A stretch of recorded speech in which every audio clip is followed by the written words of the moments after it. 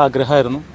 എൻ്റെ നൃത്ത ജീവിതത്തിലെ ഏറ്റവും പ്രധാനപ്പെട്ട ഒരു വേദിയായിട്ടാണ് കലാകാരൻ എന്നുള്ള രീതിയിലും കേരളത്തിൻ്റെ കലാരൂപം മോഹിനിയാട്ടത്തിന് സമ്മാനിച്ച, അല്ലെങ്കിൽ മോഹിനിയാട്ടം എന്ന കലാരൂപം കേരളത്തിന് സമ്മാനിച്ച മഹാകവി വള്ളത്തോളിൻ്റെ ഈ സ്വപ്നഭൂമിയിൽ ഒരു പുരുഷനായി നിന്നുകൊണ്ട്, അല്ലെങ്കിൽ അദ്ദേഹത്തിൻ്റെ ഈ അപ്പോൾ ഏറെ വിവാദമായിരിക്കുന്നൊരു വാക്കാണ് മോഹിനി അല്ലെങ്കിൽ മോഹിനിയാട്ടം.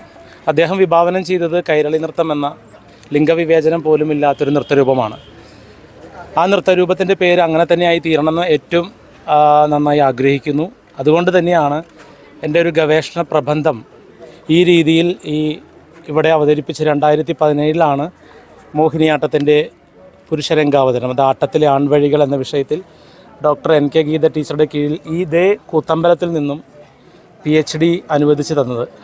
അപ്പോൾ അവിടെ ഇത്രയും കാലത്തിന് ശേഷം എനിക്ക് തോന്നുന്നു കലാമണ്ഡലത്തിൽ പഠിക്കാൻ വന്നത് 2007 മുതൽ 2017 വരെയാണ്. അതിനു മുന്നും മോഹിനിയാട്ടം എന്ന രീതിയിൽ കലാമണ്ഡലത്തിന് വെളിയിലായിരുന്നു. ഇവിടുത്തെ പ്രാക്ടിക്കൽ ക്ലാസ്സുകളിലെല്ലാം ഞാൻ ഉണ്ടായിരുന്നത് പ്രധാനമായിട്ടും അക്കാദമിക വിഷയങ്ങളിലായിരുന്നു, അതായത് PhD MPhil.